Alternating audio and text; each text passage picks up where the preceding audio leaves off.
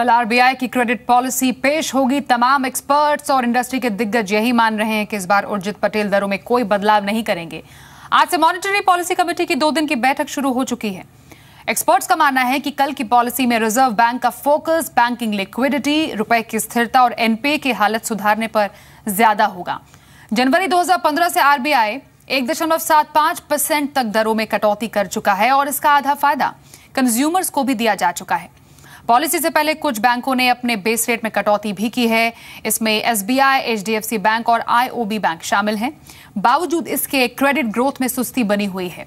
यह भी याद दिलाएं कि पिछली पॉलिसी में आरबीआई ने अपना रुख अकोमोडेटिव से न्यूट्रल कर दिया था, यानी रेट कट होने की संभावना हाल फिलहाल तो मुश्किल ही है। और क्रेडिट पॉलिसी पर जी बिजनेस ने एक पोल कराया। पोल के मुताबिक 80% जानकार मानते हैं कि इस पॉलिसी में ब्याज दरों में कोई बदलाव नहीं होगा, जबकि 20% जानकार मानते हैं दरों में कटौती हो सकती है। वहीं 80% जानकार मानते हैं कि रेपो रेट में आरबीआई कोई बदलाव नहीं करेगा, जबकि 20% जानकार मानते हैं कि रेपो रेट में 0.25% तक की कटौती हो सकती है। 60% जानकार मानते हैं कि मार्जिनल स्टैंडिंग फैसिलिटी यानी एमएसएफ की दरों में कटौती हो सकती है। 40% जानकारों का मानना है कि एमएसएफ की दरों में कटौती की कोई उम्मीद नहीं है। साथ ही 60% जानकारों का मानना है कि बैंकों के क्रेडिट ग्रोथ में सुधार आने में 2 तिमाही का वक्त लग सकता है। इस पॉलिसी में आरबीआई का फोकस महंगाई, जीडीपी ग्रोथ, आउटलुक और रुपए की मजबूती पर ज्यादा रहेगा। तो आइए सुनते हैं कि बाजार के दिग्गजों और कॉर्पोरेट्स को पॉलिसी से क्या उम्मीदें हैं।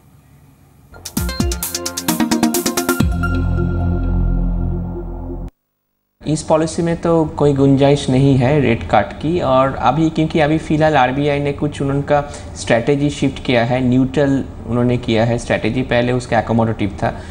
तो अभी फ़िलहाल तो कोई अप्रैल पॉलिसी में कोई काट का कोई उम्मीद नहीं है। इस बार मानसून अच्छा हुआ है और इन्फ्लेशन कम हो चुका है। इंफ्रास्ट्रक्चर इन्वेस्टमेंट अच्छी हो रही है और उसके लिए इंटरेस्ट रेट कम होना जरूरी है, और बैंकों में पैसा भी बहुत है और डिपॉजिट के ऊपर कम रेट से कम इंटरेस्ट दे रहे हैं।